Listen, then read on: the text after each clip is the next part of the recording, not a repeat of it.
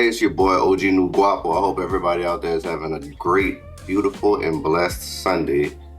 Today I am reacting to the moment Druski's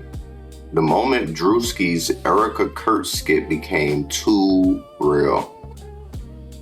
And Erika Kirk is obviously the guy that the overly racist guy that got killed. I can't even think of his name. I don't really care. Charlie Kirk. But yeah. Let's peep it out.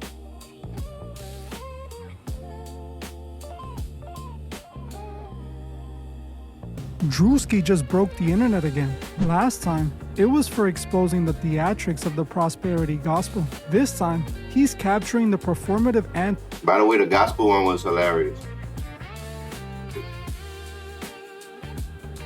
Top tier, because these pastors out here tripping. They are tripping. Did y'all see the one with the pastor was like, I gotta get y'all tax returns and all that. I gotta get y'all W-2s so I can make sure that y'all giving me 10% of what y'all making. And that is crazy.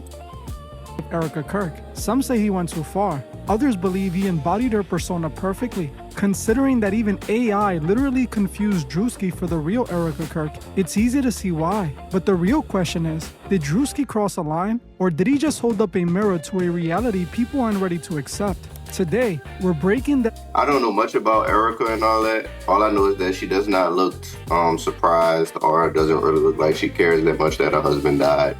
And from my observation, I don't really follow her. I don't care to follow her. But I was listening to a statement that she said, and it was some crazy shit like, we have to look out for our young men, especially our young white men, or some shit. Like, it was just a crazy statement. It was just like an overly like racist race. The hidden details in this skit to see exactly what he revealed and why the internet is having a total meltdown. In what ways have you grown closer to Jesus? I serve a righteous God. And that is why we say our prayers.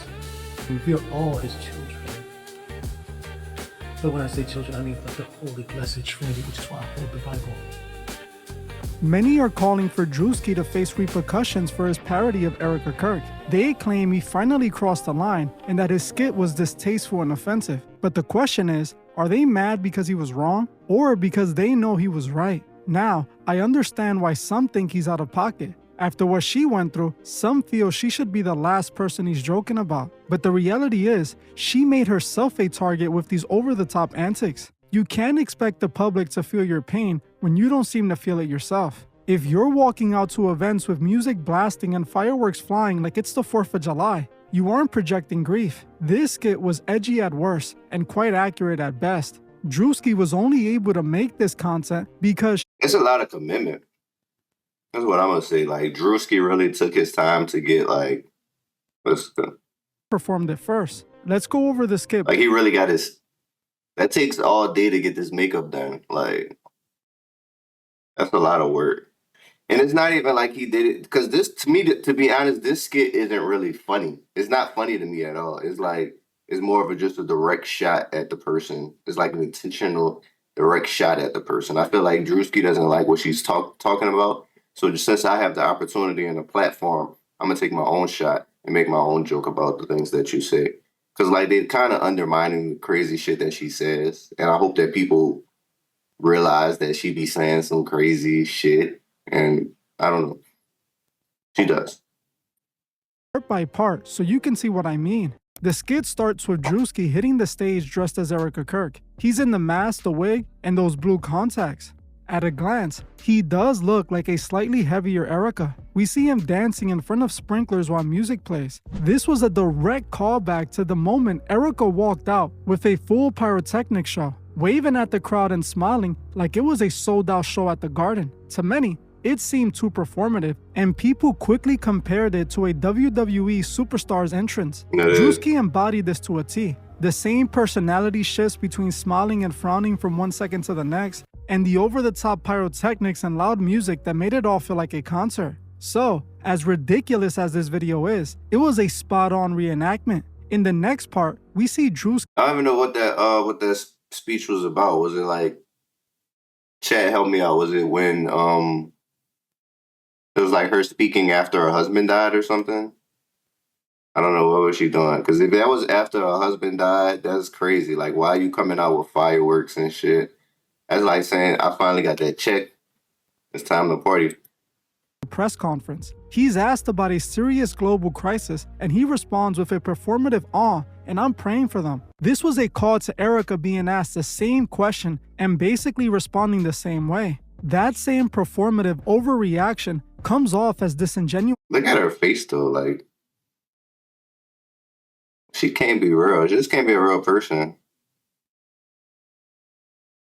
Like, it's the eyes, like it's just He also did a specific hand gesture during this part, which I think is extremely important, and we will come back to that in a bit. In this part of the video, Druski is doing an interview while flaunting a Bible. He's asked what's his thoughts on Jesus are. He responds by staring into the camera and saying the most generic religious affirmations, all while capturing Erika's signature haunting look. This is directly pulled from an interview she recently did, where the entire time she held the latest TPU book she was selling while talking about her husband. Even though the conversation was about him, she seemingly was more focused on selling her product. It's why people feel that Erika uses religion as a marketing ploy. The book she was promoting was literally called Stop in the Name of God. To many, her dramatic over-performances make her religious identity seem disingenuous, just like Druski embodied perfectly. Erika Kirk used the Bible and religion as a prop. She, like many leaders nowadays, sells a message instead of teaching it.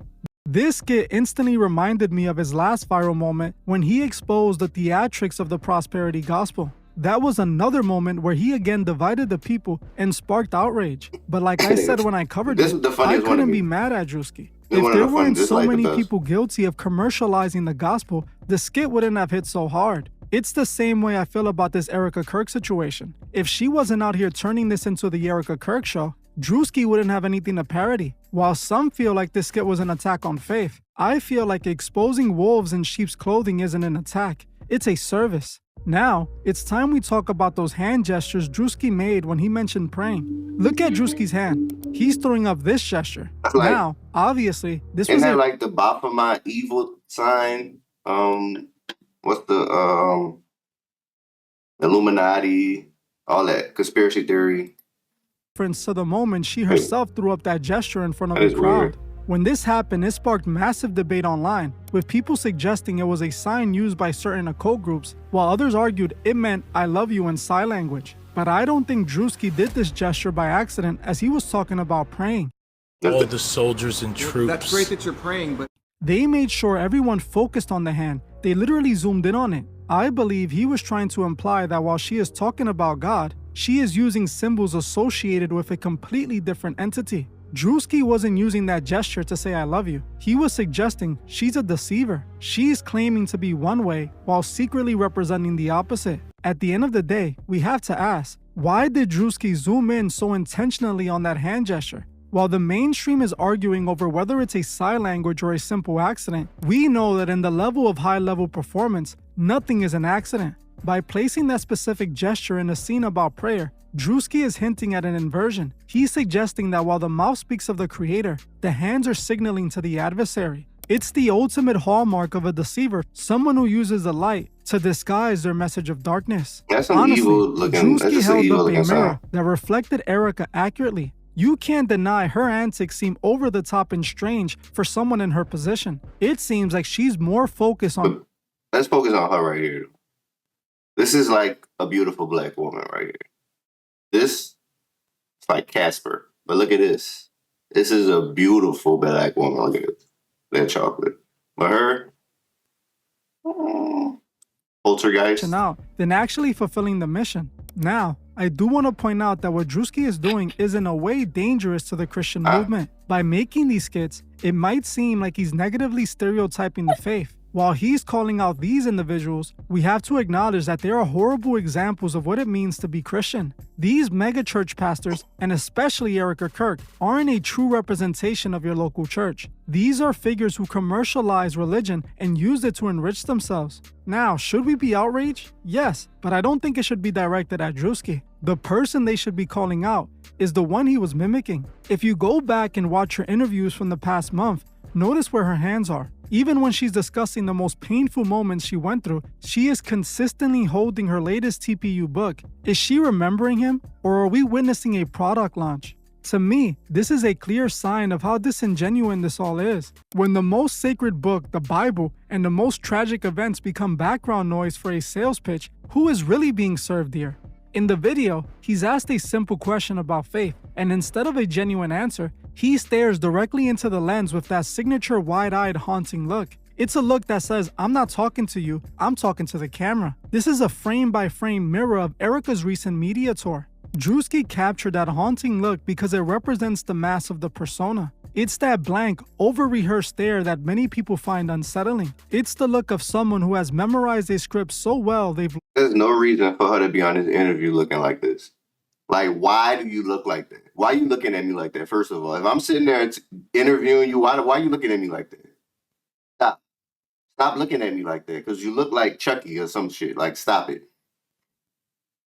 I don't get it. Like, she's serious.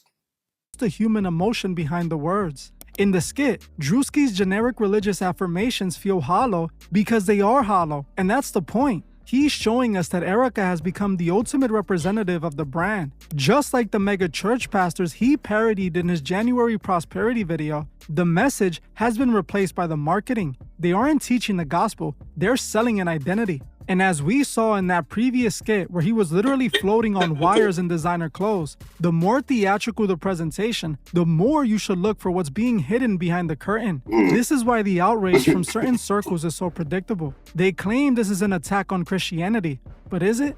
Or is it an attack on the commercialization of Christianity? I've always said that exposing a wolf in sheep's clothing isn't an act of hate, it's a service to the flock. If you're a person of faith, you should be more offended by a leader using the Bible as a stage prop than by a comedian pointing it out. Druski is using his platform to hold up a mirror to the performative antics that have taken over the faith. While he's clearly not doing it for the right reasons, we can't deny the reality of it all. It's only possible because we allow this. We're doing it for the right reasons, to call out the He's showing us that in fakes. 2026, the lines between a church, a political rally, and a WWE entrance have completely blurred. Erika Kirk isn't just a CEO. She's become a symbol of this new reality TV version of leadership where the fireworks matter more than the truth. Druski is simply the one who doesn't care about the backlash of making fun of it.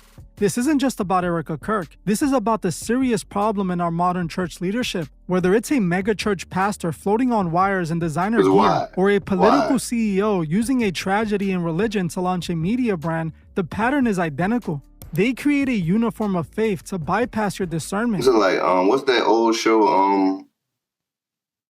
What is this old show that I'm thinking about? With the pastor, it was like a big religious show. It's like I don't know if it was a sitcom. Would you consider it a sitcom? What was it? It was out when like Boy Meets World and stuff was popping. What is it called? Fuck it. We know that if they hold a Bible and mention God, many will stop looking at their actions and defend them no matter what. If these figures weren't so committed to that performance, the parody wouldn't exist. You can't mock a grieving widow, but you can mock a brand that uses grief as a marketing strategy. We are living in a time where the mask has become the reality, and it takes someone like Druski to hold up a mirror to remind us that we're watching a show. So, I'll leave you with this. When you see these symbols being flashed on your screen, are you seeing a message of love, or are you seeing the signature of a deceiver? I want to know what you guys think. Was Druski wrong for this skit, or is Erika Kirk wrong for the way she's been representing herself? Because to me, this all became about business when she started using tragedy as a marketing tool. But Erika isn't the only one who might be deceiving her followers. It seems Kanye just confirmed he was playing his fans the whole time. They thought he was fighting the system and trying to protect his children, but it turns out he was only trying to get a better music contract for him and his daughter. If you want to know more about Kanye's price for his 2026 comeback, make sure to watch this video right now. Also, if you're interested in videos that go a step further in revealing the truth without the fear of censorship, consider checking out my Patreon. I just released a new video where I reveal my thoughts on the stuff happening in the world right now. Trust me when I tell you, you don't want to miss this episode. You can find my Patreon in the description. And if you want to support unfiltered content, make sure to like this video and subscribe to join the truth movement. I want to thank you all for watching. That's what's up. But like, me personally, I agree with everything Druski does. I'm on Druski's side. I fuck with Druski. He's my guy. He can't do no wrong. And I like when he call out bullshit.